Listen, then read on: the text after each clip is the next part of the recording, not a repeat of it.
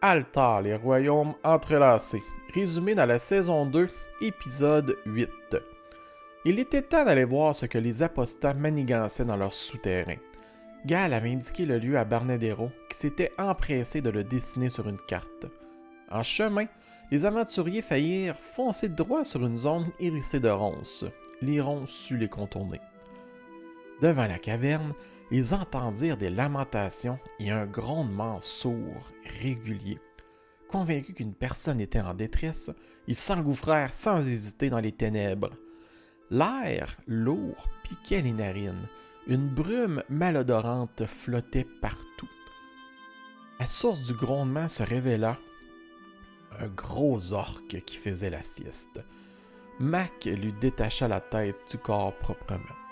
Mais les lamentations continuaient. Elles venaient d'une cabane de l'autre côté d'une rivière d'acide. Tandis qu'il repérait les lieux, un coup de vent passa à toute vitesse. Quelque chose venait de filer. Peu après, le camp des apostats s'embrassa de vacarme. On venait d'y dérober un objet. Furieux, ils hurlaient, cherchant le coupable. Les aventuriers profitèrent de la confusion pour frapper. Tandis qu'ils taillaient dans les rangs des apostats et des orques, des têtes de fer étaient présentes et s'aperçurent de l'origine du chaos. Smokey, le petit fils chapardeur, qui leur jouait des tours depuis quelque temps, les avait suivis. D'une rapidité extraordinaire, il fouilla le camp, s'emparant d'un objet, bondit par-dessus la rivière par un autre passage et s'éclipsa avec son butin. Geste anodin en apparence. Mais il déclencha bien pire. Les apostats paniquèrent et tentèrent de fuir. Quelque chose s'éveilla dans la rivière. Une masse énorme, écailleuse. Un gigantesque dragon émergea, les yeux animés d'un éclat maléfique. D'un souffle, il fit fondre la gardienne des lieux. Tout s'enchaîna. Alors qu'ils se préparaient à battre en retraite, les aventuriers découvrirent au fond du camp deux jeunes gens. L'un d'eux dormait. C'était la source des lamentations, comme saisi par une terreur nocturne. Ils prirent tout le monde et ressortirent de la caverne tandis que le dragon dévorait un orque. À bonne distance, l'énorme dragon s'extirpa de sa prison et prit son envol. Une chose terrible venait d'être relâchée sur les terres libres.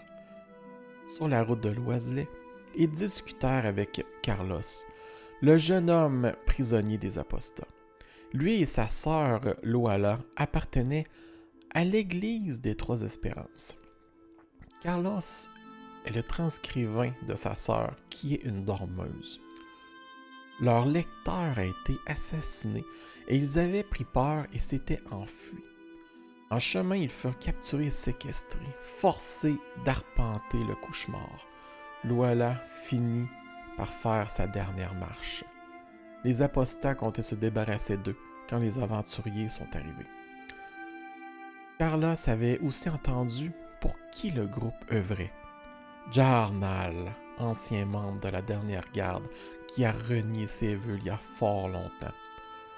Après une période de silence et d'ombre, il semblait refaire surface. Mais pourquoi? La créativité et l'harmonie qui font la force des terres libres peuvent-elles devenir des armes contre le dragon qui les menace?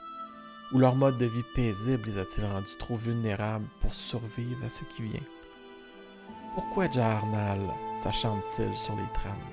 Quel événement du passé a pu le pousser sur cette voie? La dernière garde saura-t-elle être le rempart dont les terres libres ont besoin?